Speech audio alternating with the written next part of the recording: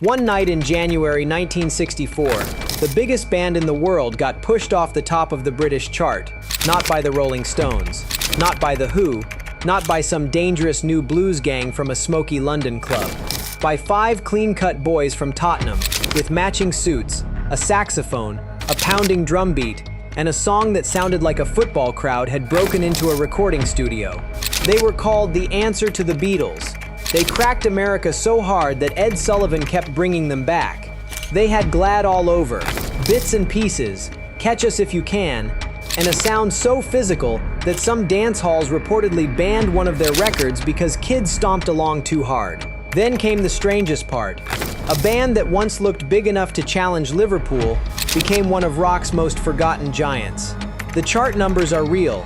The television appearances are real. The Rock and Roll Hall of Fame induction is real. And so is the cruel timing, because by the time the honor finally arrived in 2008, Denis Payton was already gone, and Mike Smith, the voice of the band, died just days before the ceremony. This is the Dave Clark Five's real story, and the question at the end is not just why they disappeared, it is whether their greatest strength became the thing that helped erase them. Chapter 1. Tottenham Before the Storm.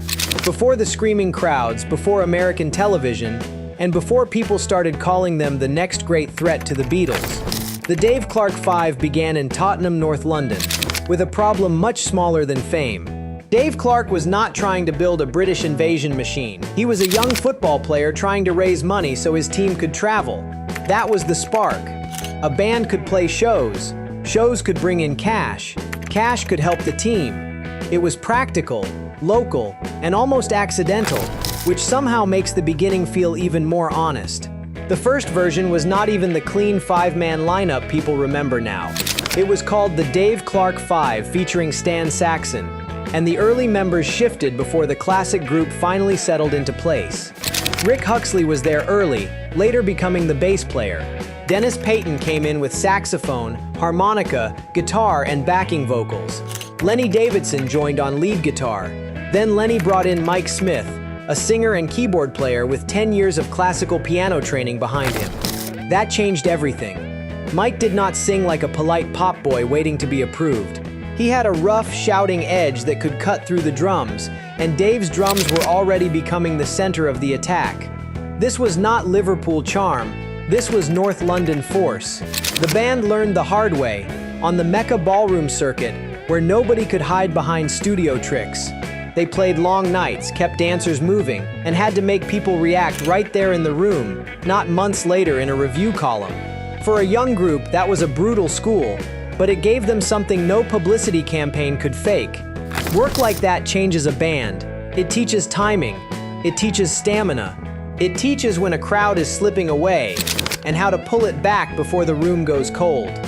By the time the classic lineup was complete, Dave on drums, Mike on voice and keys, Lenny on guitar, Rick on bass, and Denis on sax, they had something simple and dangerous. They did not sound mysterious. They sounded immediate, built for packed rooms, sore feet, and kids who wanted the beat to tell them what to do next. And that was the point. They were not trying to be poets. They were trying to hit the room so hard the floor answered back. The dance halls built the band first. The charts came later. Chapter 2. The Tottenham Sound hits back. By 1963, the Dave Clark Five were no longer just another local band trying to survive the ballroom circuit. They had become a live act with a real reputation, and that year they won the Mecca Gold Cup for Best Live Band in the United Kingdom. That was not a tiny detail. It explains why their records landed the way they did. This group was built for bodies in a room. Their sound leaned hard on drums, thick saxophone, and chant-like vocals that made the audience feel pulled into the noise. Reporters started calling it the Tottenham Sound, which worked perfectly because every British beat group in that moment was being measured against the Liverpool sound. And then came Glad All Over. Before that record, they had not looked like history.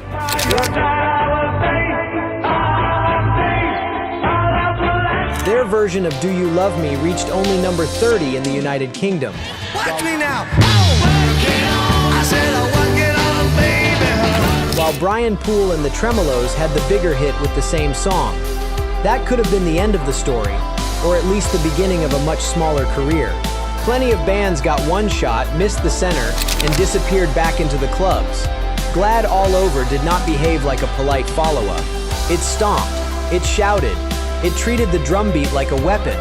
Mike Smith's vocal sounded less like a singer asking for love than a gang leader daring a crowd to join him. Then, in January 1964, the impossible headline arrived. Glad All Over knocked the Beatles' I Want to Hold Your Hand from #1 on the British chart. Think about that for a second. This was not years later, after Beatlemania had cooled. This happened right in the middle of the fever. The Beatles were not just popular, they seemed untouchable. Yet 5 boys from Tottenham had pushed them out of the top spot with a record that sounded like a terrace chant dressed as a pop single. For one brief moment, the story was not Beatles and everybody else. It was Liverpool against Tottenham. The press loved that kind of fight, and fans understood it instantly. The Dave Clark 5 did not need to be deeper than the Beatles to matter. They only had to feel louder, harder, and more direct. In that exact moment, they did. The danger was hidden inside the victory. If your whole identity is built on impact, what happens when the world starts asking bands to grow, bend, and reveal more? That question would matter later, but not yet. For now, the stomp had worked. Britain had heard them. Next, America opened the door. Chapter 3. America opens the door. America did not need another British group in matching suits. It already had the Beatles.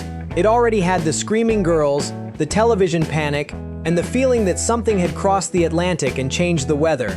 But the Dave Clark 5 arrived with a different kind of punch. Glad All Over reached #6 in America, and suddenly the Tottenham Sound was not just a British headline.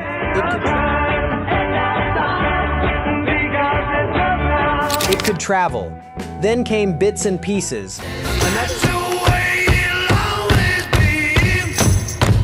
Another record built around a beat so physical that the story around it almost became as famous as the song.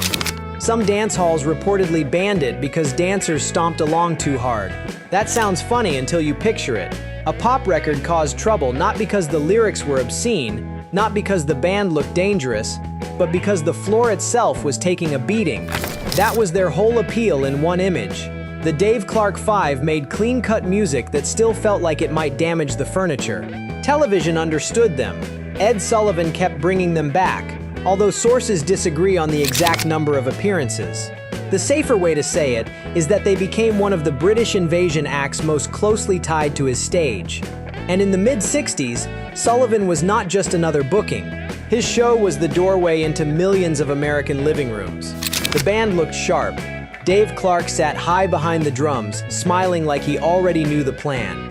Mike Smith shouted from the keyboard with that big, bruising voice. Denis Payton's saxophone gave the records a thick, barking push. Lenny Davidson and Huxley filled out the attack without turning the group into a bluesy threat like the Rolling Stones or a snarling art school explosion like the Who. That was part of the trick. Parents could tolerate them. Teenagers could scream for them. Promoters could sell them. Television could frame them. And the records still hit hard enough to feel exciting. Their run was real. The Rock and Roll Hall of Fame later described them as record-setting stars who gave the Beatles a run for their money. And that was not just Hall of Fame politeness. In 1964 and 1965, the Dave Clark 5 were genuinely everywhere in the British invasion conversation. Catch Us If You Can pushed the image even further. The song became a hit in the United Kingdom.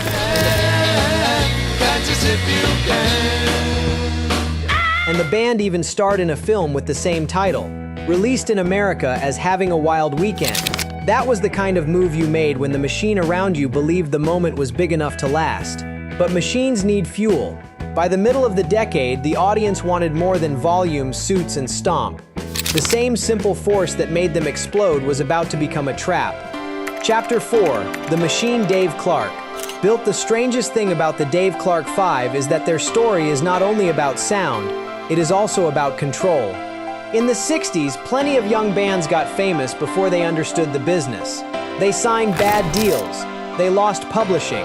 They watched managers, labels, and lawyers turn hit records into someone else's property.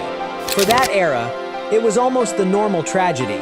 Dave Clark moved differently.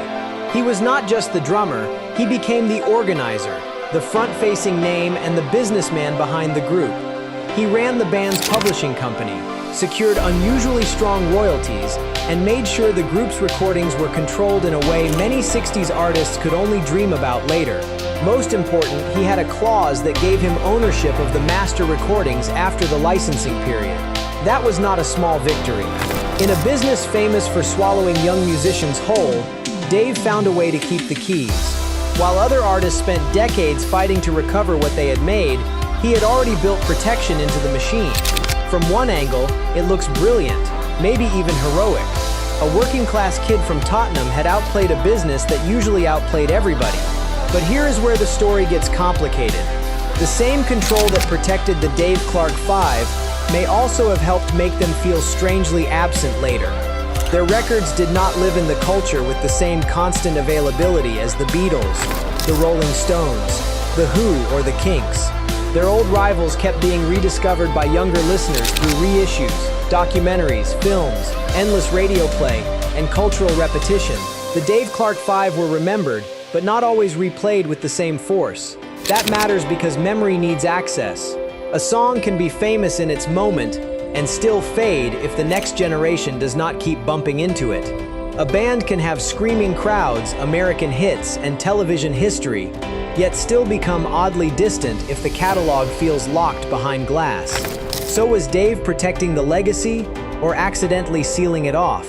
That is the uncomfortable question. The machine he built was smart, it was powerful, it kept ownership close. But rock history does not only reward the people who keep control. Sometimes it rewards the people who stay everywhere, even when they are no longer in the room. For the Dave Clark Five, control became both shield and shadow. And while the business side stayed tight, the music world around them started moving faster than anyone could control. Chapter 5. When the 60s moved on. By 1966, the center of rock was shifting under their feet. That does not mean the Dave Clark Five suddenly became bad. That is the lazy version of the story. The harder truth is that they stayed very good at the thing that had made them famous, while the audience started asking for something else. The early 60s wanted beat, charm, television smiles, and songs that could explode inside 2.5 minutes. The Dave Clark Five could deliver that. They had done it with Glad All Over, Bits and Pieces, and Catch Us If You Can. They knew how to make a record hit quickly.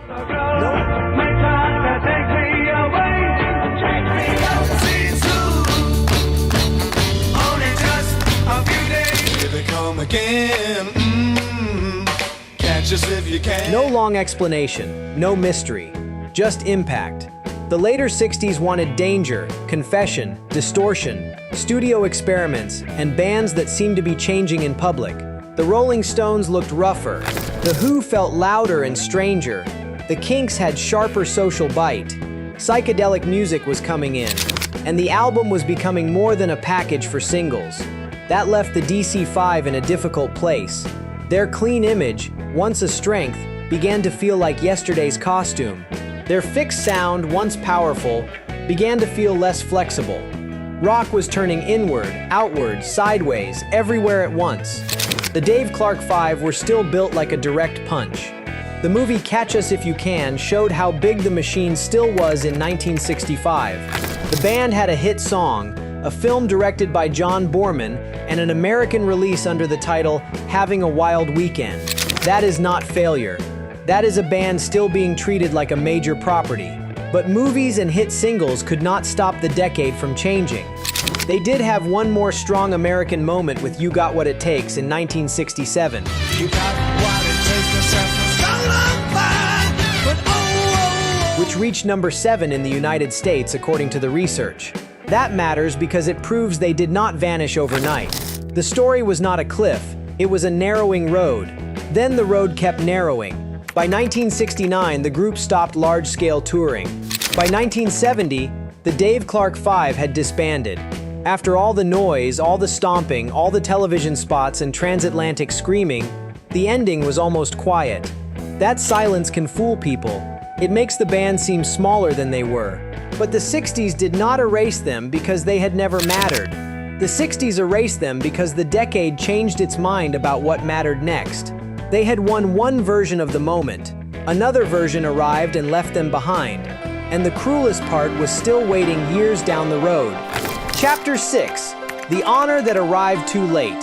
After the breakup, Dave Clark and Mike Smith kept recording for a while as Dave Clark and Friends, with singles continuing until 1973. The main band was gone, but the name still carried weight.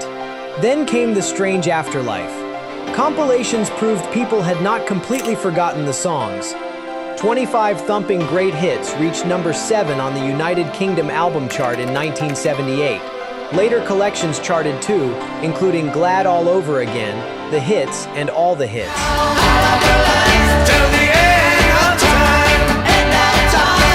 The record still had a pulse. Still, public memory never quite matched the original impact. That is the wound in this story. The Dave Clark Five had been treated as a serious Beatles rival. They had broken through America, filled television screens, and built a sound people could recognize within seconds. Yet decades later, they were often mentioned like a trivia answer from the British invasion. Then the losses started giving the story a darker shape. Denis Payton, the sax player whose sound helped thicken the band's records, died of cancer in 2006. He was 63. Dave Clark called him a dear friend he had known since they were teenagers. And that cuts through the old business stories for a moment. Before the Hall of Fame, before the hits, before the control, they had been boys trying to make a band work. Mike Smith's story was even more painful. In September 2003, the voice of the group suffered a spinal cord injury that left him paralyzed below the ribs. He was released from hospital in December 2007, after years of medical struggle. Then, on February 28, 2008, he died of pneumonia at age 64, tied to complications from that earlier injury. Less than 2 weeks later, the Dave Clark Five were inducted into the Rock and Roll Hall of Fame. That timing is brutal. The honor finally arrived, but the voice that had shouted Glad All Over into history was gone. Denis Payton was gone too. Tom Hanks presented the induction, and the room finally turned back toward a band that had spent too long sitting in rock's side corridor. But recognition can arrive late enough to feel like an apology. Rick Huxley, the bassist and co-founder, died in 2013 at age 72. That left Dave Clark and Lenny Davidson as the surviving members of the classic lineup. So the ending is not clean. It is proud and sad at the same time. The Dave Clark Five got the Hall of Fame, the chart history, the American screams, and the proof that their records once shook rooms. But by the time rock history fully looked back, time had already taken too much. Their story is not just about being forgotten. It is about what happens when a band wins the moment, then loses the memory. So when people talk about the Dave Clark Five now, they sometimes make them sound like a footnote. That is the mistake. A footnote does not knock the Beatles off number 1. A footnote does not storm American television, send kids stomping through dance halls, and build a sound people could recognize in seconds. They were not the deepest band of the 60s, and they were not the most dangerous. But for a while, they were one of the loudest answers Britain had. Their tragedy is that they won the moment, then somehow lost the memory. Maybe it was the changing decade. Maybe it was the locked-up catalog. Maybe rock history simply preferred messier myths. But play Glad All Over Again, and the truth comes back fast. The floor still knows what to do.